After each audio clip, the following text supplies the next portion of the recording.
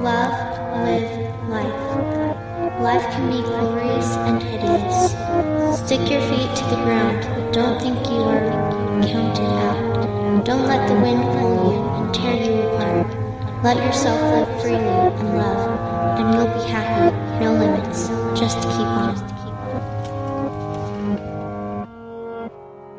Hey guys, and welcome back to another Iron Will podcast with me, Shane Warner, and John Chase. So what this podcast is all about is we are trying to get stories from people that have been through a traumatic experience in their lives and came out a different person. Yeah, they have all created an iron will. So what is an iron will? A burning determination that cannot be stopped or hindered by anything, willing to do anything to get a desired outcome, extremely resilient. So what we like to say is just keep punching.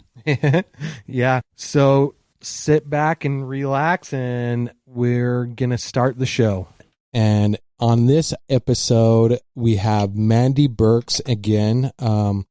She's been on a podcast before, and she is my on the dash contact. Yes, that's right. Yeah. And but first off, I want to mention my mom had a really good idea for an episode, and it's a great idea. Yeah, she said ask people if they have any questions for you guys, and we can just do a Q&A episode, and my mom will come on there and ask us the questions. And so it should be a really fun episode. Where you can put your questions is my mom's going to make up a email address. Yeah. So we'll announce that when she gets it. So, but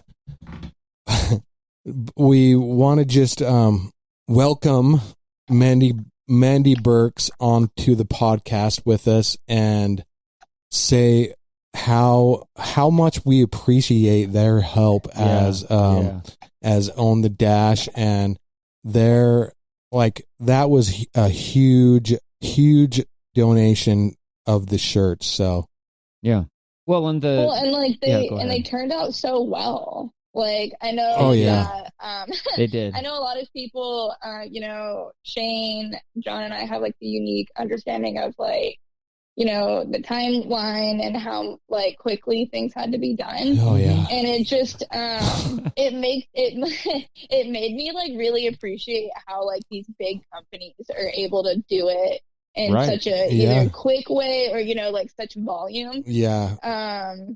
Just because, we did it for a smaller, virtual 5K. I can't imagine, the big scale of, a marathon. Well, even that makes me think of the hand sanitizer during the outbreak.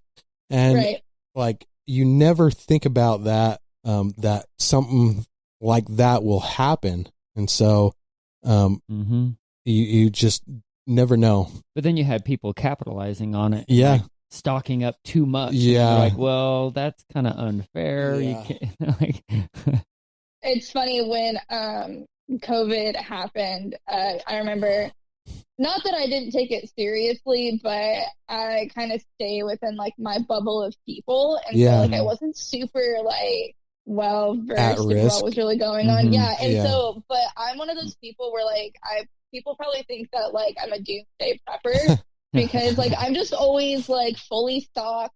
I always I'm a single household of one, and then I of course take care of Dakota's household of his 3, and it looks like we're ready for the end of the world because I go to Costco. I make sure we're stocked. Yep. And so when toilet paper when Dakota and called me and was hey, you need to really make sure that we have everything we need. And I was I just went to Costco, sir. What do you mean? What all do we need?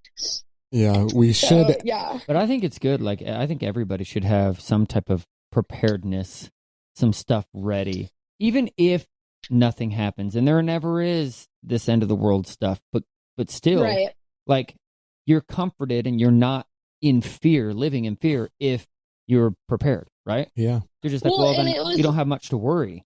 Yeah. Well, and it was one of those things. I remember reading or watching a like video on Instagram about this mom talking about how like she couldn't believe all of these people stockpiling diapers, and she was Mhm. like, "I don't have the physical like financial means to actually do Yeah. that." Right. And it like like I said, I'm a prepper anyway. So when stuff went crazy, I didn't really go crazy. We were just like stocked already. Yeah. I just got like Mhm. other canned goods or stuff and everything. And it just made me kind of like put it into perspective that like toilet paper, diapers, like certain things that people Mhm. were like, I would see cartfuls going out of the grocery store. Oh yeah. I was like, do you really? It was in your so brain- insane for like Yeah, it a got couple a little weeks. crazy. Yeah. Yeah. Yeah. Oh yeah. Um. Food and water are your first and Oh, yeah. foremost. Food, water, then 100%. sanitation, like all that kind of stuff. That's first I and can't foremost. believe how much steaks cuts here now. Really? Yeah. A lot. Oh, interesting. Steak or meat has Oh. gone up in price a lot. Yeah. That's interesting. Again, Which people can is- capitalize. Yeah. Which I feel like when stuff like this happens and gas prices usually reflect Mhm. like a crisis or something like that. And I was very surprised that gas prices stayed, Went down. at least in Texas. Mhm. Yeah. Yeah, they went down in Utah. Mhm. It was very surprising that like people saw, it was just weird that I remember like hurricanes or anything like that, gas is so, it's like the gold standard. Well, Mhm. now it's like hand sanitizer and toilet paper. Like you can't get disinfectant to save your life. Yeah. And that blows my mind. One of the days that I was on the way to the gym in the morning, like I passed by a gas station and they were out of gas.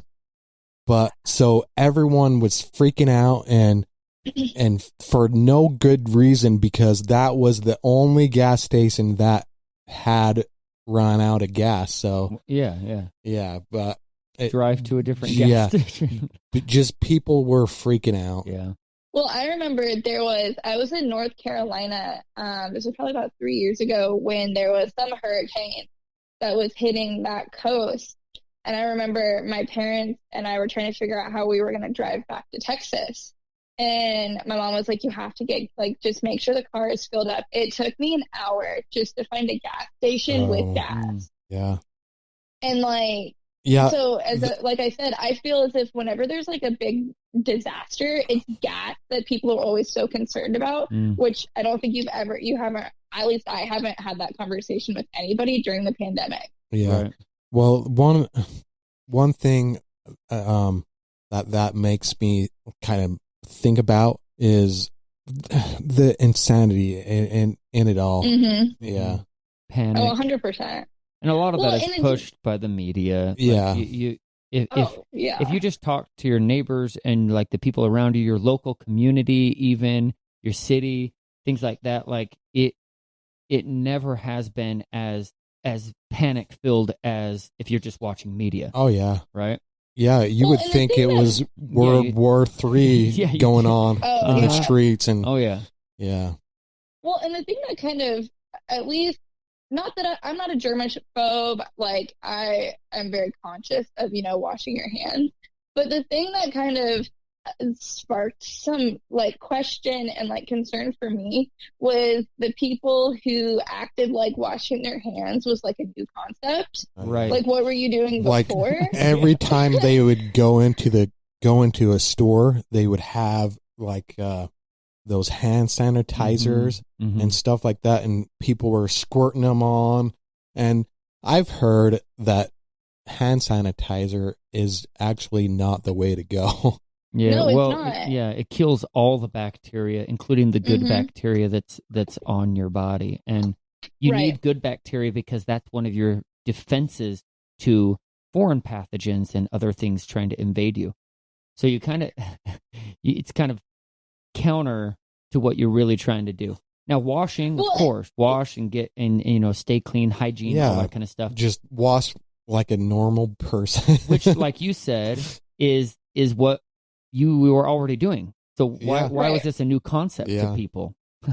Well, and like I remember seeing, so I originally went to school to be a nurse, and so I remember we had to do like clinicals with proper like CDC. This is how you wash your hands. Like this is how you do it for different wards or whatever. And I remember seeing those videos go around like Facebook and Instagram, and I'm sitting here thinking on how to wash your hands. Yeah, I'm like, you needed a tutorial on how to wash your hands. Yeah. Like, I watched this in nursing school because like they made us. Like, why is this like a new concept for you people? And then on top of that, like I'd pick up Dakota's kids from school, and they would be like, "Oh, the coronavirus," and I'm like, "Bro, I know we are not talking about that at home." So. What teacher, like who is making you think that you need to wash your hands 1,000 times a day? Which, granted, small children probably should wash their hands a little often. more, but but it was just the conversation was very interesting. Sure. My sister's first grade teacher, and it's crazy when I talk to her to find out how insane the school system is, like with everything, like washing your hands so and strict. wearing a mask. And I don't think wearing a mask inside, like if you're 6 feet apart from the other kid, but it's just there's just a level of psychology going on that I think can 100%. Be quite damaging to kids, and whether or not like we go into the science or belief or anything like that, it's still psychologically damaging to force these kids to do some of the things that they do, and that's hard for me. I have 6 kids, and that's hard to see them feel that way. You know what I mean? When they go to school and stuff like that. So and it's one of those things I forgot. And this was like well into like the quarantine pandemic. Like I forgot to grab my mask when I went to the grocery store. And it was like at that time when it was like mandated, it was like required depending on like your county or like the store. It's mandated in Utah right now. They just our now governor it's mandated just did that. everywhere. Yeah, right. But now it was like that time where you had to kind of figure out per business or whatever it was. Sure. And I just remember people looking at me like I had like a third eye, and I was like, "What is going on?" And I ran back to my car. Like I felt so shamed for it. And like I remember like the girls, we before they were mandated throughout Texas, and there's this one county that like was really against making it mandated, so the girls and I would go hang out there every so often. Sure. And I remember when they finally made it mandate, the girls were like it was like you said, it's a psychological thing. Like the girls just like didn't really understand the point behind it. And you live in Austin, right? Yes, I live in Austin. And so that's a pretty liberal city. And so I guess I just want to find out like if that affected your mask wearing and stuff like that. So I live I don't have a very good, I guess, comparison because I also lived in Atlanta, but unless you know, you know. So in Austin, kind of the way, at least I've kind of learned how it goes is the more liberal you find it is where it's like downtown, like the more concentrated of like that makes sense.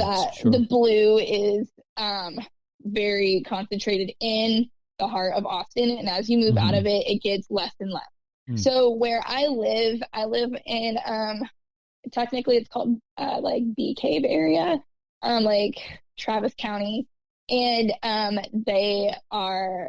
it just depends on who you talk to be completely honest.